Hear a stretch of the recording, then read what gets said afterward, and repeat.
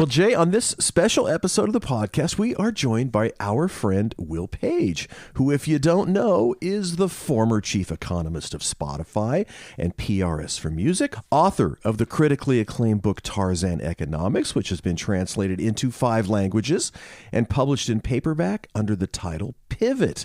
Will pioneered rockonomics and shined a spotlight on glocalization, showing how and why local artists singing in their mother tongues are topping the charts on global streaming platforms. And every time we talk to him, I feel like I'm going to school. Yeah, me too. You know, Will is really a friend of ours, a friend of the podcast, and a regular contributor to the BBC, Financial Times, and The Economist. At Spotify, he launched his ongoing and widely anticipated annual report on the global value of music copyright, which we're going to get into.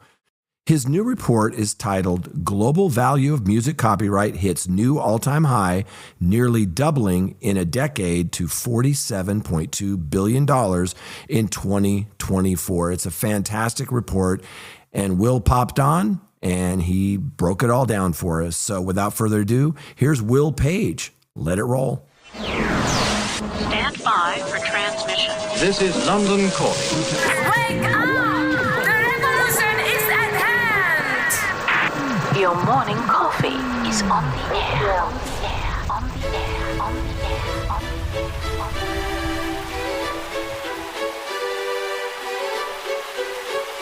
Standing by.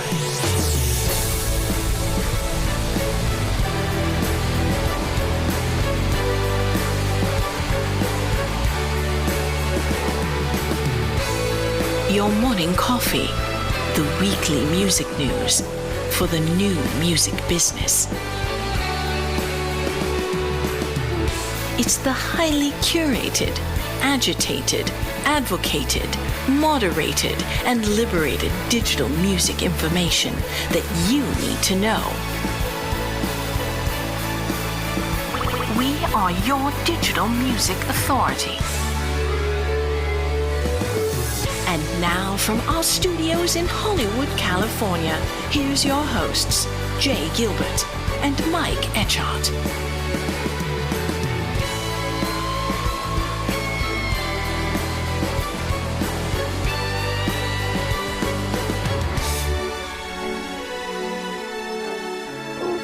All right, let's kick it off. So, love your report. You've been doing this now for a decade, right? Is this like your 10th year? Yeah, it's not just the report that's celebrating its 10th year, it's Music Business Worldwide. Pretty much a year to the day, Music Business Worldwide as a newsletter got started. And I always remember Tim Ingham giving me the challenge. He said, Will, do you think you could work out what this true business is worth? You know, we talk about the IFPI yearbook. We sometimes talk about the CZAC Global Collections report. What's the C with a circle? What's this copyright thing actually worth? And that was the challenge he gave me. And 10 years ago to the day, I published the first edition of this report. So 10 years on, as Led Zeppelin famously said in Physical Graffiti, we're back again with an update. Happy anniversary. Yeah. Lovely. Will, you mentioned in this report that music copyright has nearly doubled in the last decade that you've been doing this. I'd love to talk about what those factors are to that growth. And also, you know, to steal a line from you, for those with no prior knowledge, what is music copyright? What is going into this report?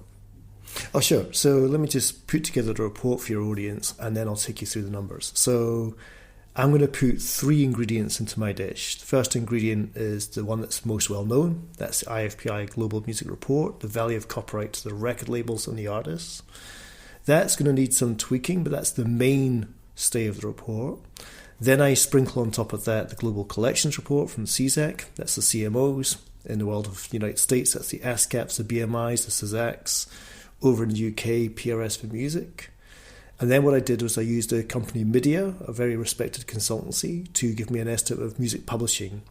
And what I'm trying to do there is get the direct license revenues to music publishers, those revenues which didn't involve collective rights management organisations. And when you add A plus B plus C, then I go into my back cave, eat cold pizza, drink flat Coca-Cola for the best part of a month, and pop up for air round about now with a final figure, and that is a true value of music copyright. It hit 47.2 billion. Just to repeat, 47.2 billion. As we just mentioned, 10 years ago I published a report which said 25 billion. So it's nearly doubled in a decade.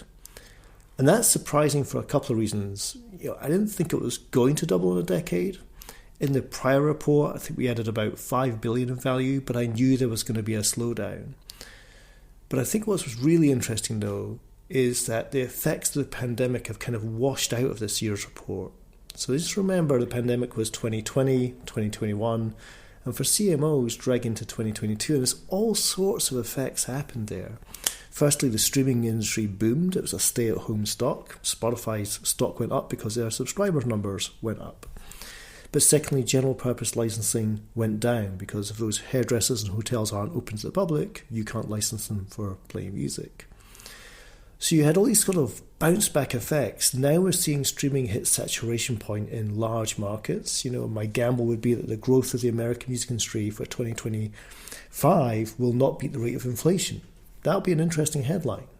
So we're seeing a slowdown there, but we're also seeing a settling of the CMO revenues. Now we've had regular, uninterrupted years of the public spaces being open to the public. So it sounds like the pandemic's a long time away, Jay, but it's not. It still has this hangover effect. I think the great thing about this report, this 47.2 billion number, is we can now wash that pandemic right out of our hair, to quote a song. So now we get a feeling, and the feeling for me is we're in a business that's going to add $2.5 billion in value every year. That's our steady state of growth. So for the investors in copyright, which I know a huge part of your audience is in the business of investing, that's a very important thing. I use a steady state trajectory that we're now on. Interesting. The report, of course, highlights that publishers are growing faster than labels will, with annual growth rates of around 6% for publishers compared to 5% for labels. What do you think is driving this trend, and how should labels respond? Imagine you are watching a race between a hare and a tortoise. Okay? I would describe the record labels as the hare in this race and the publishers as the tortoise. And I think what we saw in the prior report was the hare galloping ahead, reporting record levels of growth. The IFPI yearbook up multiple billions of dollars. That's now slowing down. The tortoise, the publishers, the CMOs, are now reporting that galloping ahead of growth. So there's a kind of lag effect here. The labels are reporting a slowdown today that will probably be the publishers tomorrow. The publishers are reporting a boom today that was probably the record label's boom yesterday. So just keep in mind that hare-tortoise analogy. I think that explains broadly what's going on. There are some twists to that story. I think the publishers are just getting a lot better at licensing. And when it comes to non-DSP services, let's talk about the TikToks or the Snapchats of this world, they're getting much better deals. Add to that, something that we discussed this time last year, publishers get to license Netflix, record labels don't.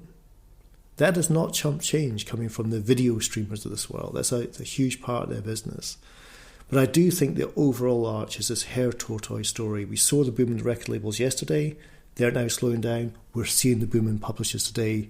That will slow down tomorrow. You refer to a divergence sort of between macroeconomics and music economics. Can you sort of walk us through what that means and how it impacts the industry? All right, buckle up your morning coffee. This is going to take some listening. All right. I'll start with a couple of just high-level observations. I found it interesting to learn that, as of this month, I should stress, the GDP of India has overtaken Japan. Wait, what? The economic value of India is now worth more than Japan.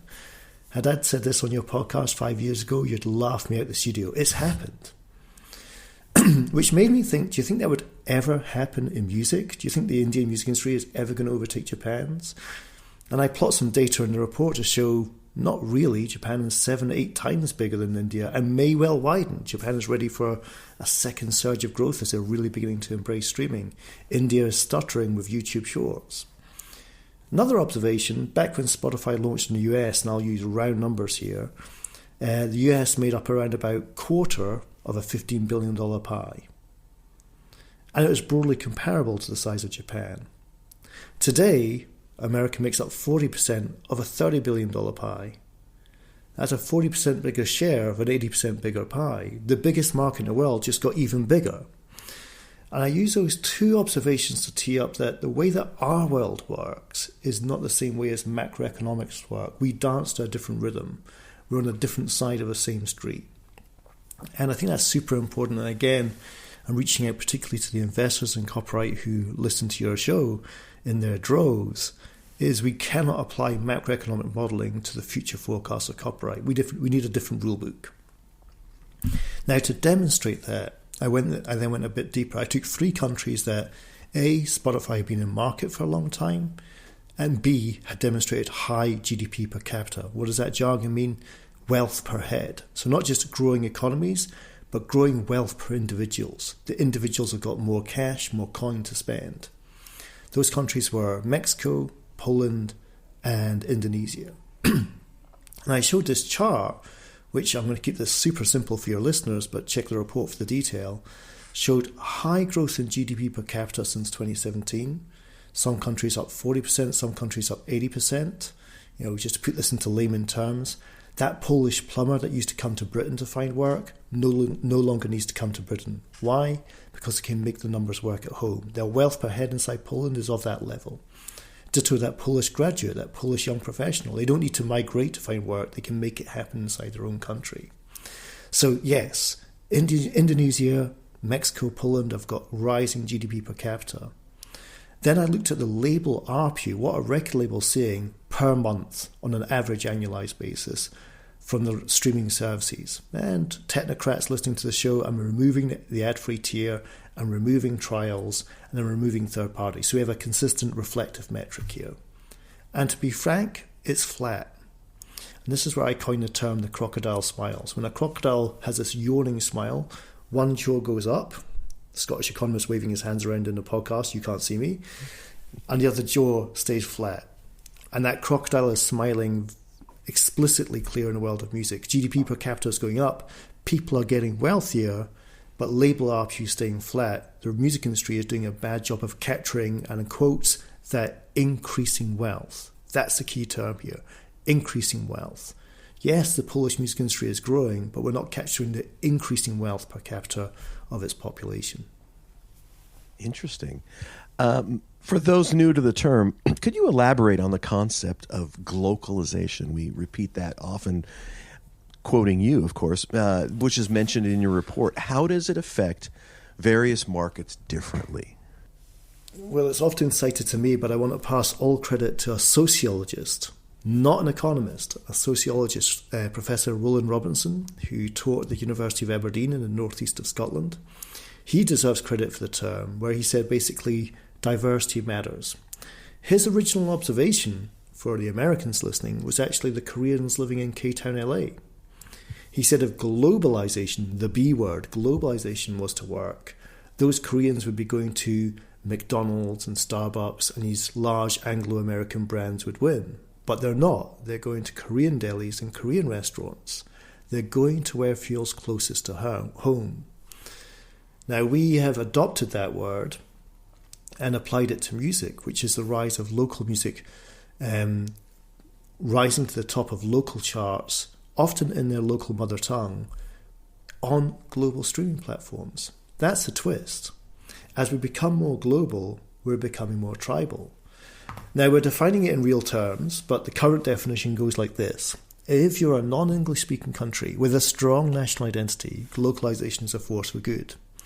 If, however, you are an English-speaking country and you're not American, you're screwed. We'll hold that there, and what I wanted to do in this year's report was ask, does size matter? That is, how does globalization play out in small, medium and large countries? So for the small country, we picked Denmark. Interesting, only 6 million people on planet Earth speak Danish. That's not a lot. That's basically Denmark and maybe some Eskimos in Greenland. That's all you got. Swedish people do not understand Danish, okay? Take a look at the charts from last year. 16 of the top 20 albums and 15 of the top 20 tracks were Danish artists performing in Danish. And we call this linguistic protectionism. That is, Danish artists know that if they all choose to perform in Danish, they keep the M&Ms and the Lana Del Reys out of their market. It's very clever. They'd rather be a big fish in a very small pool than a minuscule fish in a gigantic pool. Mm-hmm. And they're playing their cards well. They're making the numbers work. If I can go from small to medium, and please interrupt if you want to jump in, but if I go into the medium size, let's take Korea, 50 million population and shrinking. The Korean population is shrinking explicitly fast. This is not just a worrying trend. This is a fact. The Korean population is getting smaller. And I looked at how K-pop was overtaking pop in Japan. Now, the Japanese music industry, I think, has suffered from inertia. The CD buying population, not that big a population, often buying more than one copy of the same CD. Do the math. Koreans, they're hungry. They believe in export or die. Look at the shaballs of Hyundai, LG, Samsung. They build stuff to compete for a global stage. They're not content with their own stage. And yeah, I raised the prospect of K-pop overtaking pop in Japan, which is a reverse of historical fortunes, but we won't go there. But a fascinating development in the rise of K-pop around the world. And by the way, what is K-pop? What is J-pop? Do you know that Japanese executives now call it JK-pop? And just to make confuse matters even further, Mike and Jay, all of that K-pop material is being written by Swedish songwriters. So the publishing is flowing back to Stockholm, even if the artists are based in Seoul. So I got a new expression for you guys. I'm going to call it IKEA pop. Did you get that one? Okay. I do, thank you. Small, Denmark going Danish. Medium, Koreans getting their music abroad. Large, Brazil. Brazil's the one that's going to blow your mind, because Brazil... And I always challenge people to do this. Go to the YouTube artist charts for Brazil. It's a public-facing website. Go there right now, then come back to the pod if you're listening, and scroll down the top 100 places in Brazil, a top 10 music market on planet Earth, as a country whose international airport is named after Jobim, for Christ's sake. All 100 places this week are Brazilian artists performing in Portuguese. Their K-pop demon hunters just fell out the top 100. It tells you a lot. There's no Taylor Swift. There's no Olivia Rodrigo. You can forget about Chapel Rome. It's all in Portuguese. Now, my knee-jerk reaction was to say, so Brazil's its own little island that plays music to itself. But then Ronnie Meltzbin from Sua Musica, brilliant brain in the business. We should get him on your show. Really, really genius mind in this guy. He said to me, I got examples of Brazilian artists getting to the top of Brazilian charts, and because of the, does this word translate? The heft of Brazil, the size, the volume, the hunger for music, they get to the top of global charts too. So we give you 3 examples of, chart-topping albums from Brazil who got into the Spotify top 10, ranks 2, 4, and 7, and 99.7% of all of their streams came from Brazil. So it's local with global impact. So to reiterate, Jay, Mike, we describe this word, we define this word in real time, but I thought showing some light on the small, medium and large countries to help inform the audience about what this word might actually mean after all. Yeah, and I'm taking that IKEA pop. I hope that catches on. Hey, it's Christmas cracker season. There's my best effort. Hey, you want a Christmas cracker joke that I wrote? Please. Why does Noel and Liam Gallagher, why are they in no hurry to open their Christmas presents in the morning? Why? Because they need a little time to wake up. Need a little time to wake up. Oh, he's here all week. Nothing better than a good Oasis joke. So I am available for children's parties, people. All right. Send your inquiries. One of the most important things I wanted to talk to you about is this slowing growth rate of streaming that we're talking about. Are there any strategies that the music industry could adapt to sort of address that slowing growth rate of streaming? Yeah, I think there's 2 which are fairly obvious and won't be of any surprise. I think the high headroom market opportunity is there. I'll take one country which I know a bit about, Saudi Arabia, and I think this goes for many MENA regions as well. Young population, many carrying iPhones, stable money. YouTube just about in everybody's pocket. Imagine if YouTube could switch up the gears and get conversion to work in those countries.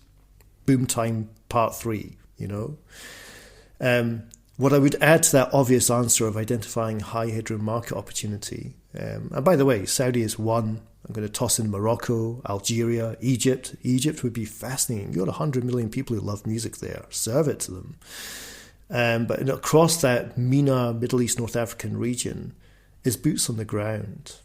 I just don't see enough boots on the ground from the streaming services to really get those regions underway. You know, having one or two people in charge of 200 million Arabic-speaking people, that's not how it's going to play out. And I'll take that part of the world. I'll also apply it to West Africa. You know, it's going to take time. We need train tracks before we can get the trains. We need to get the copyright infrastructure there. But you look at the success of artists like Ira Star, the demand for music is there. The infrastructure is not. Boots on the ground will fix that. And we can go all the way across South and Southeast Asia and say the same thing. So high headroom markets and boots on the ground is one.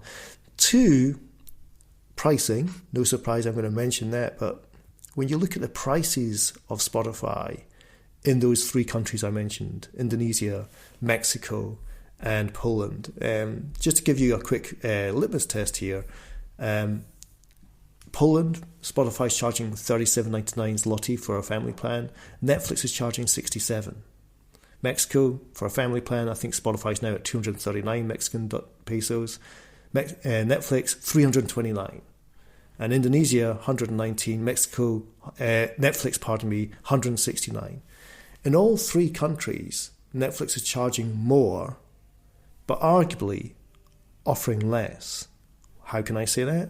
Because you might also be paying for Disney Plus, Apple TV, Amazon Prime, and if you have the BBC license fee of it or something of its ilk, that too. So it's just interesting to see that when we look over our shoulder at Netflix in these high growth, high growing GDP per capita markets, they are capturing that increasing wealth, whereas we are not. I think that's a really important lesson for our business to learn from. Yeah. Interesting. We sure talk about AI a lot, Will, as you can imagine. What role do you think AI will play in the future of music copyright and certainly its valuation? Jury is out. There are obviously two very important court cases going on right now, which will, navigate the answer, you could say.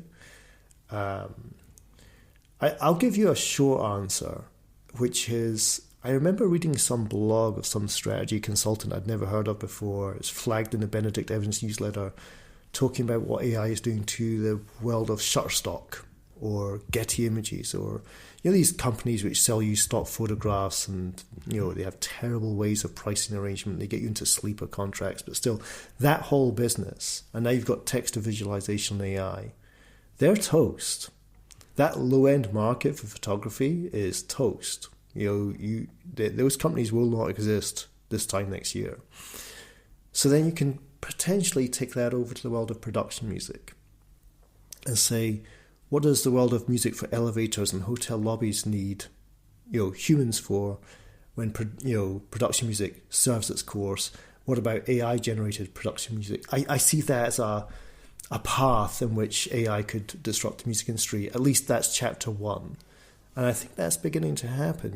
I've heard from Europe there are some CMOs there who say their general performance licensing is down 20% explicitly because AI companies are saying, don't pay them when you can use us.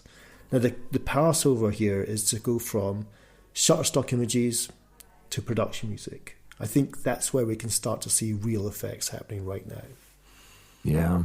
A subject that's near and dear to my heart is independent artists. How do you think songwriters and independent artists can really affect their revenue from music copyright? So the contracts today are getting a lot cleaner.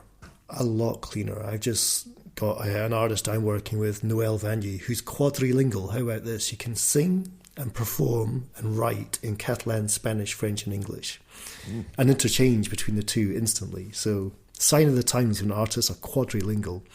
But the contracts that we're being offered for her, and we've gone with a very respected party, a lot cleaner. More money's coming into the business and more of it is getting through to the songwriter and the artist. Case closed. Here's Tom with the weather forecast.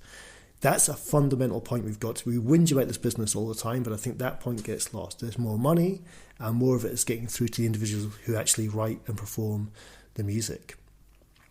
I think beyond everything that we've discussed so far, the most interesting thing happening in the business just now, and it deserves to be on your show, is a company called OpenStage, which is essentially a CRM system for artists, and I guess songwriters too.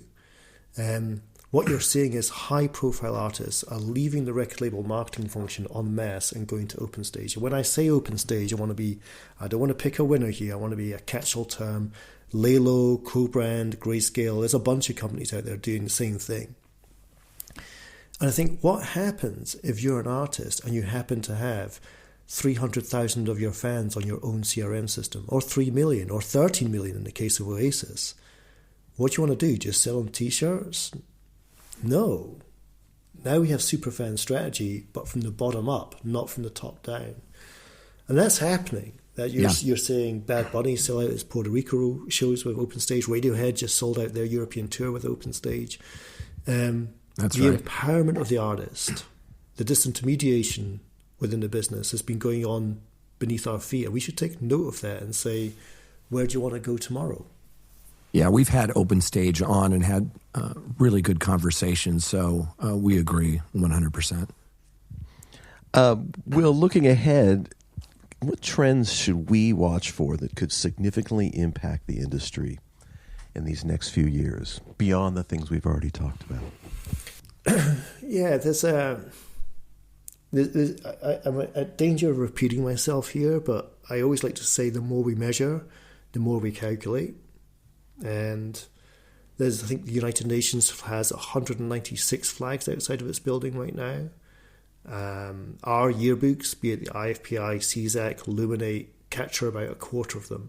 Roughly speaking, a quarter. 55, 60, maybe a little north of that number. And full respect to them, because it's a hard business to measure. But I want to stress, this blanket does not cover all of the bed. There are gaps. And the more we plug those gaps, the more value there is for me to calculate every November. I mean, quick example, take China. Second biggest streaming market on the planet. Do you know that? China's now number 2, 5th biggest market overall. And we don't capture their publishing estimates, which I put in the report. That could be an extra $250 million, not in my yearbook, but needs to be, So the more that we capture, the more that we calculate. So there's upside just from a technocratic perspective in terms of how we measure this business. The demand side, I go straight to that word attention. If I spend all month listening to audiobooks on my streaming service, that eats away on music. It eats away on music's attention. It eats away on music's value. Ditto podcasts, ditto Netflix, ditto social media. They all want more of our time, and there's increasingly less of it to share. So what are we doing in music to win back attention? One thing which excites me is that Spotify acquired Who Sampled. And I genuinely think, and maybe I'm biased as a DJ, but I genuinely think to make you listen to a song, I want 4 minutes of your time. Remember that podcast wants 40 minutes? That audiobook wants 14 hours. I just want 4 minutes. If I could tell you in an informative way where the samples of that song came from, I might get you to listen to another 4 minutes. It's as simple as 2 + 2 = 4, or in this case, 4 + 4 = 8. Being able to buy more time off you. It's just a small innovation. It's not going to move the needle that much, but just things that make you dial into music more. So, if you were to listen to David Bowie's Fame for the first time, what if I was to tell you about that guitar line and where it might have come from? What if I was to tell you that James Brown had a song which sounded remarkably similar to it? What if I was to tell you that the guitarist from James Brown may have influenced David Bowie? There could be 3, 4 songs you've listened to otherwise, other than just listening to one. So we're in the business of attention, and we've got to up our game because everyone else is up in their game.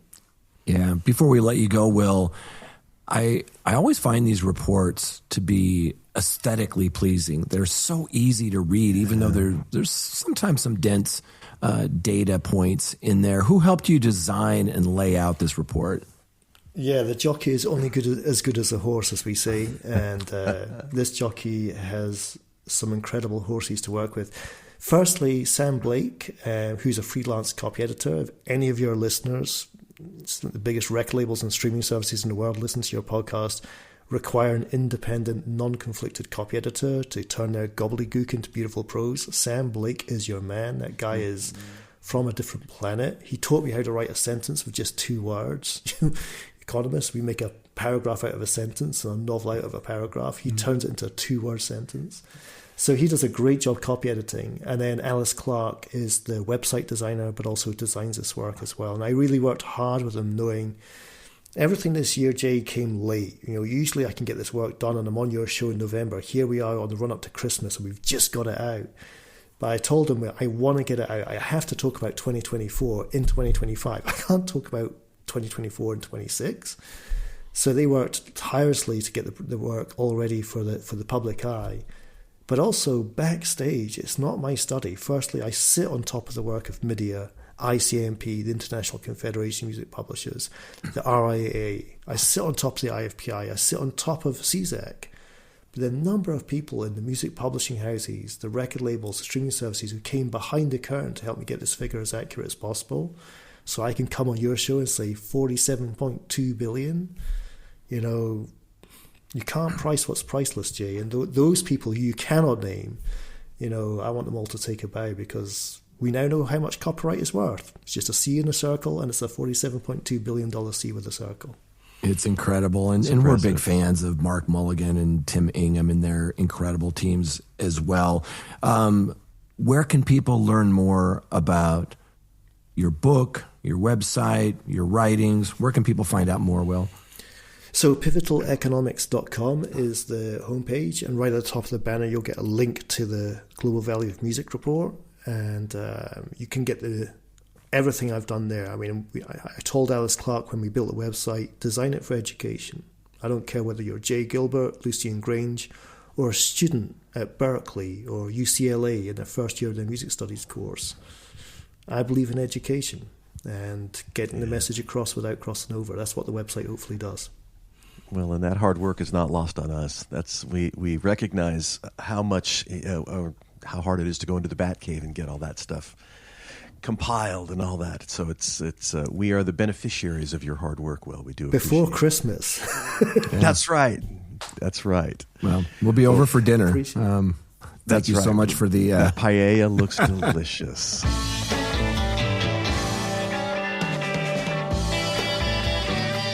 You've been listening to Your Morning Coffee, the weekly music news program for the new music business.